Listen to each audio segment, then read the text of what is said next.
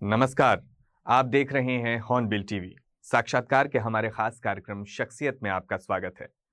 हमारे दर्शक इस बात से भली भांति वाकिफ हैं कि पूरे छत्तीसगढ़ में पावर कट की समस्या बेहद गंभीर है। आए दिन घंटों तक बिजली गुल रहना आम बात हो गई है। आज इसी विषय पर चर्चा करने के लिए हमारे स्टूडियो में मौजूद हैं बिलासपुर के बिजली विभाग में बतौर ठेकेदार काम करने वाले अभिनव शर्मा। अभिनव शर्मा से आज हम जानने की कोशिश करेंगे कि पावर कट की इस गंभीर समस्या के लिए कौन कौन से कारण जिम्मेदार हैं। आइए देखते हैं उनसे बातचीत की ये कड़ी।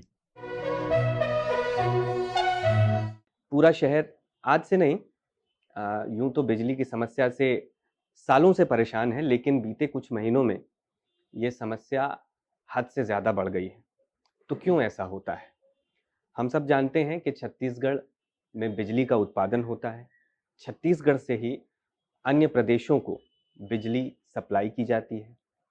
तो जिस प्रदेश में बिजली अतिरेकता में पैदा होती है कि उसके पास इतनी बिजली है कि वो दूसरे प्रदेशों को भी बेच पा रहा है, उस प्रदेश में बिजली की ऐसी क्या समस्या है कि बिजली गुल से लोगों को इतनी परेशानी झेलनी पड़ रही है?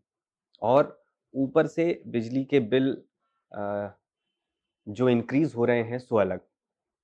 तो ये कोई ऐसी सामान्य बात नहीं है कि जिसको चलता कर दिया जाए। ये आपके और हमारे रोज़मर्रा के जीवन से जुड़ी समस्या है, क्योंकि जिस युग में हम जीते हैं, उस युग में बिना बिजली के अब कोई काम नहीं चल सकता। तो क्यों ना इस समस्या को समझने की कोशिश की जाए कि ऐसा होता क्यों है? बिजली गुल क्यों होती है? इसके पीछे ज़िम्मेदार कौन है? बिजली बन के आपके घरों तक पहुँचने का वो पूरा प्रोसेस क्या है और इसके पीछे क्या कोई बड़ी घपलेबाज़ी है या सिर्फ़ छोटी-मोटी समस्याएँ हैं जिनको सुधारा जा सकता है? तो इस बात को, इस पूरे मुद्दे को समझने के लिए हमारे साथ मौजूद हैं अभिनव शर्मा जी। अभिनव शर्मा बिलासपुर में बिजली विभाग में ठेकेदार हैं। पिछले तकरीबन 5 सालों से बिजली विभाग में काम कर रहे हैं। यहाँ की सारी बारीकियों से परिचित हैं। बिजली विभाग में जिसको हम एक बिजली विभाग समझते हैं, उसमें भी कितने अलग-अलग तरह की कंपनियाँ हैं, उसके कितने अलग-अलग विभाग हैं, सबका अपना बँटा हुआ अलग काम है, कैसे बिजली बनती है, कैसे आपके घरों तक पहुँचती है, क्यों बिजली कट होती है, इस पे इनका अभिनव भाई का लंबा काम है, लंबा रिसर्च है। तो इनसे हम जानने की कोशिश आज करेंगे और ये बातचीत की शुरुआत है। आने वाले अंकों में हम बहुत सारे बिजली विभाग से जुड़े विषयों पर इनसे चर्चा करेंगे। शुरुआत करते हैं अभिनव भाई। आपका सबसे पहले तो स्वागत है हमारे चैनल में, आपने समय निकाला और जैसा कि मैंने ज़िक्र किया कि ये कोई छोटी समस्या नहीं है, बिजली का गुल होना। क्योंकि अब सब कुछ बिजली से चलना है, हमारे घर का फ्रिज, हमारी लाइट, हमारा मोबाइल, हमारा कंप्यूटर, सब कुछ बिजली से और बिजली के बिना तो इस पूरे जीवन की कल्पना ही नहीं की जा सकती। और आज से 10-15 सालों पहले तक ऐसी समस्या नहीं थी, बिजली गुल तो हमेशा से रही है समस्या, लेकिन ऐसी समस्या नहीं थी।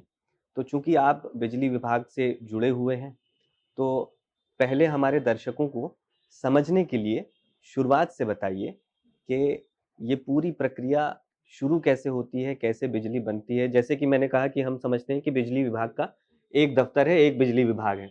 जैसा कि हमारी बातचीत में आपने बताया था कि अलग-अलग उसके हिस्से हैं, सबका अलग-अलग काम है।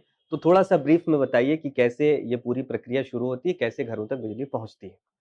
ये एक भरा पूरा सिंडिकेट है, हुँ, उनके भ्रष्टाचार का नतीजा है। हुँ, अब मैं बताता हूँ, जो आपने सवाल पूछा उस पर आता हूँ हुँ, कि मुख्यतः पूरे देश में हुँ। 57 डिस्ट्रीब्यूशन कंपनी है।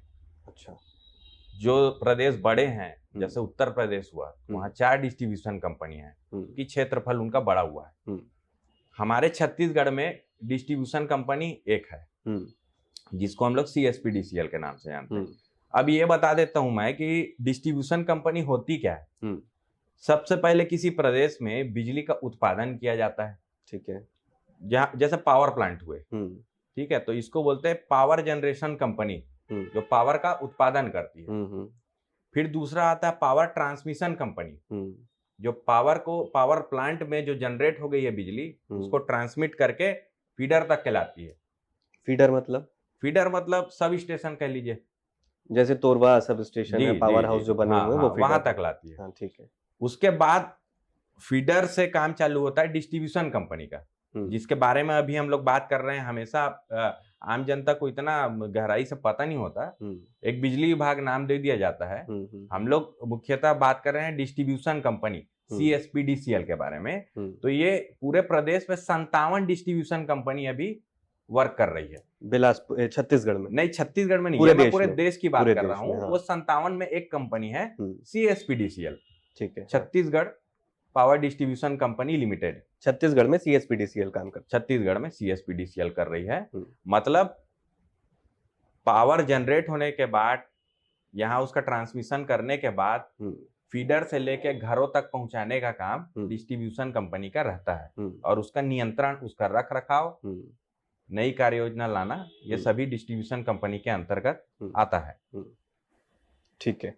तो ये हो गया जो पूरा ये ढांचा परिचय है जी। कि बिजली बनने से लेके आपके घरों तक पहुंचने का जो सिस्टम है। जी जी। तो एक बिजली विभाग नहीं है, उसके अलग अलग हिस्से हैं उसके, वो बिल्कुल। सब मिला के एक बिजली विभाग बनता है। हाँ हाँ। अब ये बताइए कि बिजली बन गई, फीडर तक पहुंच गई, और उसके बाद डिस्ट्रीब्यूशन कंपनी का काम शुरू हुआ घरों तक पहुंचाने का। तो जैसा कि हम देखते हैं, या जो सामान्य लोग हैं, हम जैसे लोग, वो देखते हैं कि फीडर से तार निकला, खंबे के थ्रू होते हुए हमारे घरों के मीटर तक पहुंचा, ट्रांसफार्मर से होते हुए। ये तो हमको सब सामान्य नजर आता है, तार भी लगा हुआ है, ट्रांसफार्मर भी लगा हुआ है, मीटर भी लगा हुआ है, जैसा पहले था वैसा अभी भी। बिजली गुल क्यों होती है? देखिए अनुज भैया, मैं आपको बताता हूँ। कहीं पावर प्लांट में जब पावर जनरेट होता है ना, जनरेट होने के बाद उसको ट्रांसमिशन कंपनी ट्रांसमिट करती है। तो यदि 100% पावर प्लांट में जनरेट हुआ है, तो ट्रांसमिशन टावर, या तो हम लोग चालू भाषा में, लोकल भाषा में बोलते हैं, रावण टावर है।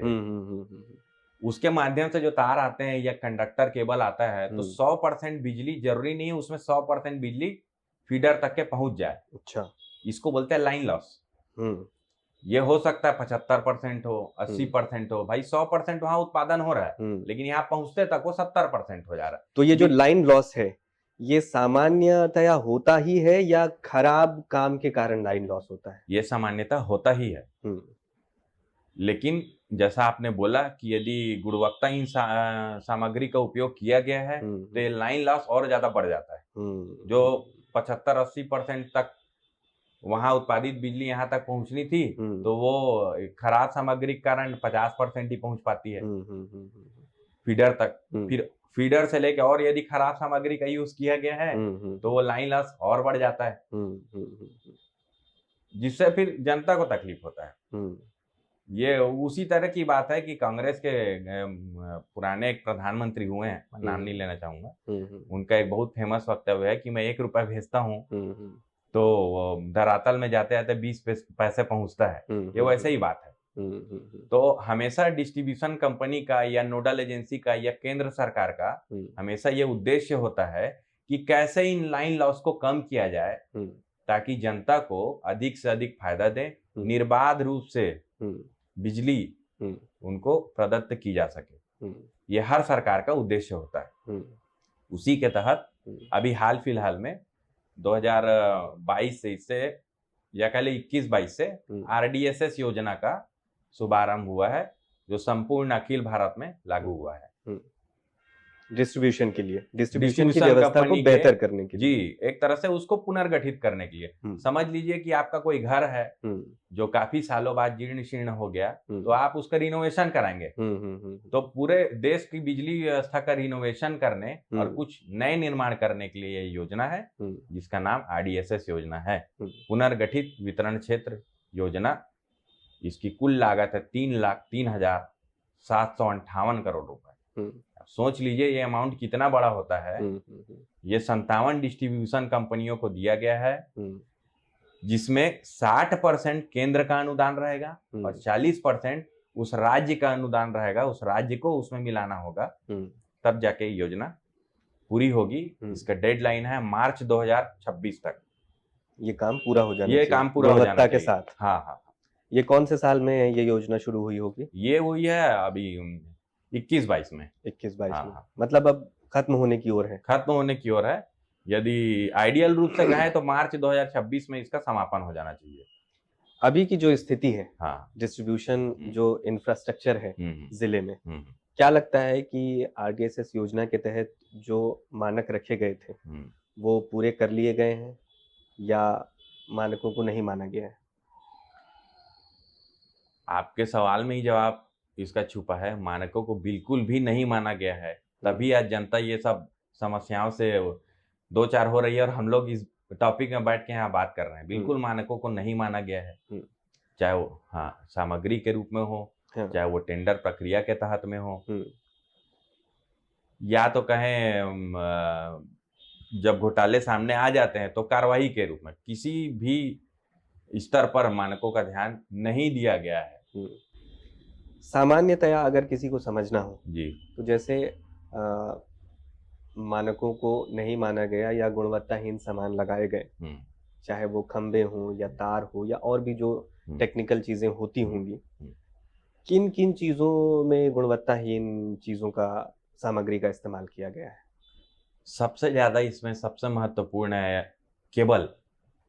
हाँ, जो केबल लगते हैं, एरियल बंच केबल या कह लीजिए कंडक्टर हो गए, रैबिट कंडक्टर हो गए, वीजल हो गए, रकून हो गए, स्क्वायरल कंडक्टर हो गए। तो हर कंडक्टर या कह लीजिए चालू भाषा में, ताकि जनता समझ जाए, जो तार होता है, एल्यूमिनियम का हम तार देखते हैं, वो कंडक्टर होता है, उसके अलग अलग साइज होते हैं। हर साइज के हिसाब से उसका वजन निर्धारित होता है। बिजली कंपनियां निर्धारित की होती हैं कि भाई मान लीजिए रैबिट कंडक्टर है तो उसके 1 मीटर का वजन कितना होना चाहिए, या उसके 1 किलोमीटर का वजन 214 किलो होना चाहिए।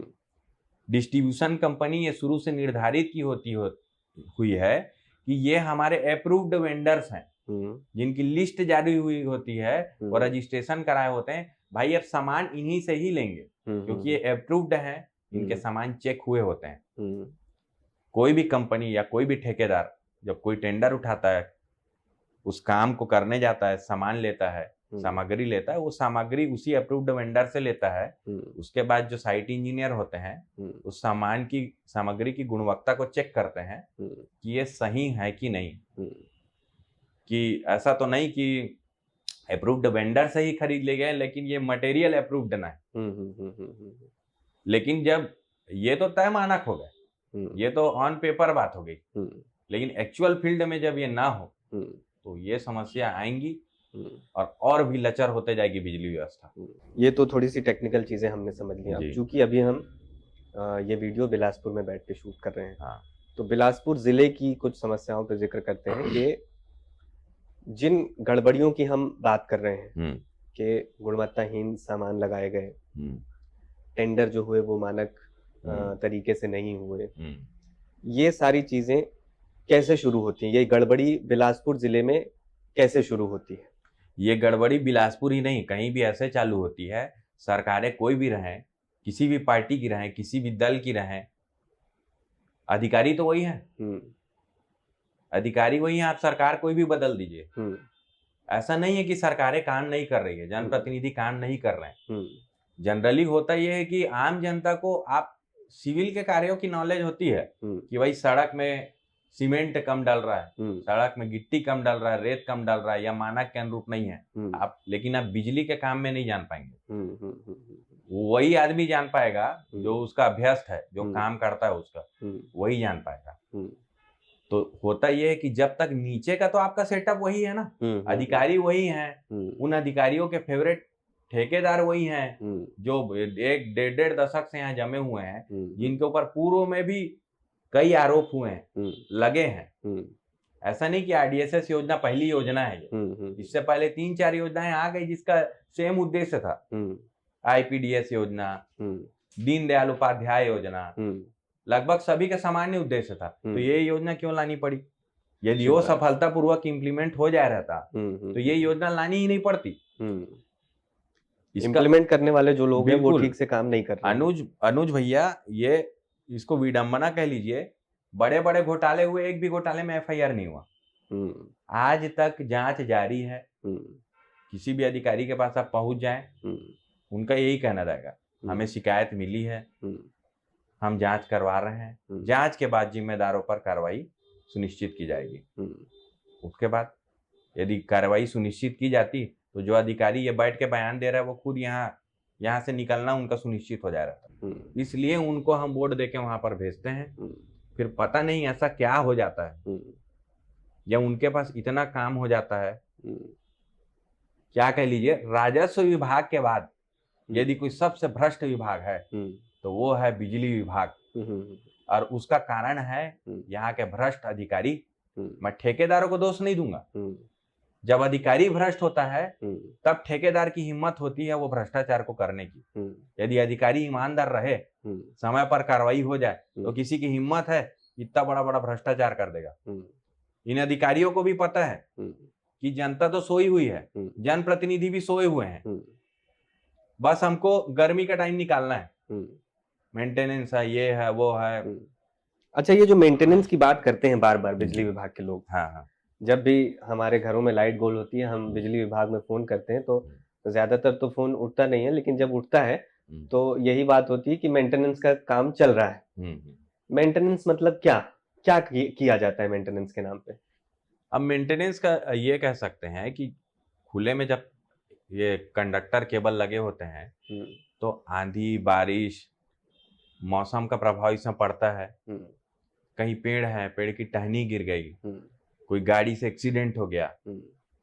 मेंटेनेंस में वो कार्य भी आते हैं कि हम लोग को नया इंफ्रास्ट्रक्चर कहीं कोई कंपनी इंस्टॉल कर रही है तो बिजली को कुछ देर के लिए बंद किया जाता है ताकि हम लोग नया केबल, नए पोल को इंस्टॉल कर सकें। तब तक के लिए बिजली व्यवस्था को बंद करके रखते हैं, तो ये भी मेंटेनेंस में गिना जाता है। क्योंकि आम जनता को इतना समझाया नहीं जा सकता डीपली, तो इसको मेंटेनेंस का नाम दे दिया जाता है।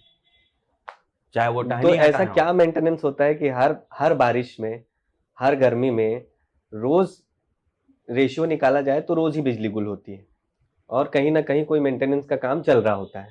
तो बारिश का 4 महीना और गर्मी का 4 महीना, 8 महीने तक जो मेंटेनेंस चल रहा है हर साल, तो ऐसा क्या है कि अगले साल फिर मेंटेनेंस की जरूरत पड़ जाती है? या तो मेंटेनेंस ठीक से नहीं हो रहा है, या तो मेंटेनेंस के बाद आप जो सामान लगा रहे हैं वो इतना खराब लगा रहे हैं कि वो फिर से खराब हो जा रहा है। कारण क्या है? कारण ये है, आप खटारा स्कूटर खरीदेंगे थर्ड हैंड तो बार बार बिगड़ेगा ही ना। फर्स्ट हैंड लेंगे तो उसको बिगड़ने में 5 साल लगेगा। तो जब थर्ड हैंड खटारा स्कूटर यहाँ पे लगेगा, उस स्तर की सामग्री लगेगी तो बार बार कहीं केबल जलेंगे, कहीं कंडक्टर टूट के गिर जाएंगे, कहीं पोल झुक जाएंगे। ये तो होता रहेगा, ये कारण ये भी है। तो ये जो खराब सामान लगाया जा रहा है, सेकेंड हैंड स्कूटर जो आप बात कर रहे हैं, जो खराब सामान लगाया जा रहा है मेंटेनेंस का, उसका जो बिल बनता है क्या वो भी सेकेंड हैंड सामान का बनता है? नहीं, वो या फर्स्ट हैंड गुणवत्ता वाले सामान का बिल बनता है? वो फर्स्ट हैंड गुणवत्ता वाले सामान का बिल बनता है। तो ये घपलेबाजी हो गई। ये तो सरासर भ्रष्टाचार है ना। कौन करता है ये घपला? ये अधिकारी करता है। अधिकारी करता है। लोग तो ठेकेदार को गाली देते हैं। भाई मान लो मैं 1 लाख का टेंडर लिया हूँ और उसमें मेरे को 30,000 रुपये कमाना है, और 30,000 रुपये तब कमाऊंगा मैं जब मैं सभी तय मानकों के अनुरूप अच्छा क्वालिटी का सामान लगा दूं। अब 30,000 के कमाई में 60,000 यदि मेरे को अधिकारी घूस मांगे तो मैं अपने घर से तो लगाऊंगा नहीं। मैं काम की गुणवत्ता को, उसके सामग्री को खराब स्तर का लगाऊंगा, तब तो पैसा बचाऊंगा, तब उसको घूस दूंगा। जैसा कि आपने सुना, ये चर्चा जो है ये बिजली की गड़बड़ियों, बिजली कट और जो गुणवत्ताहीन सामान, RDSS योजना की जो गड़बड़ियां हैं, उन सारे विषयों पर हम लगातार एपिसोड्स लाएंगे और अधिकारियों के नाम, काम के नाम, किस जगह का वर्क ऑर्डर था, कहाँ काम हुआ, उस काम में क्या गड़बड़ी हुई, वो कौन ठेकेदार है जो ये गड़बड़ियां करते हैं, जिन पर ये आरोप लगे हैं, पहले से भी जिन पर आरोप हैं, जिन पर जांच चल रही है, उनको फिर से टेंडर दे दिए गए, प्रक्रिया को न मानते हुए टेंडर दे दिए गए, जो काम उनको मिलना ही नहीं था, जो नेशनल कंपनियों को जो काम मिलना था, ग्लोबल कंपनियों को, वो काम भी इनको दे दिए गए। ऐसा क्यों हो रहा है? ये पूरा सिस्टम, जो भ्रष्ट सिस्टम है, वो कैसे काम करता है? इन सारे मुद्दों पे हम लगातार बात करेंगे अपने आने वाले एपिसोड्स में, जो आप जल्द ही देखेंगे इस एपिसोड के बाद। ये शुरुआत थी। इसमें हम अपने दर्शकों से ये भी अनुरोध करेंगे कि आपके घर में, आपके मोहल्ले में बिजली की जिन समस्याओं से आप जूझ रहे हैं, जैसे कि नए मीटर लगने के बाद बिजली बिल बढ़ने की जो समस्या है, बिजली गुल होने की जो समस्या है, उन किन किन समस्याओं से आप जूझ रहे हैं, आप शिकायत करते हैं तो आपके यहाँ मेंटेनेंस होता है कि नहीं, बिजली कितनी गुल होती है, आपका बिल कितना बढ़ गया है। हर महीने तो बिजली बिल हम सब पटाते हैं, लेकिन क्या हर महीने बिजली बिल पटाने के एवज में हमको वो सुविधा मिल रही है? आपका इसमें क्या व्यू है? आप क्या कहना चाहते हैं? अपने जनप्रतिनिधि को, बिजली विभाग के अधिकारी को, बिजली विभाग के ठेकेदारों को क्या कहना चाहते हैं? आपके जीवन की क्या समस्याएं, वो सब हमको कमेंट बॉक्स में बताइए। आप जितनी चीजें हमको बताएंगे उतने ज्यादा विषयों पर हम चर्चा करेंगे। जिम्मेदार अधिकारियों तक, जनप्रतिनिधियों तक, सरकार से जुड़े बड़े लोगों तक ये बात हम पहुंचाएंगे, ताकि ये जो छुपा हुआ घोटाला है, जो किसी की नजर में नहीं आता, वो भी सबकी नजर में आए। कौन जिम्मेदार है? हम जो गर्मी में लाइट गुल के चक्कर में जो समस्याएं झेलते हैं, इसके पीछे का जिम्मेदार कौन है? इसका कारण क्या है?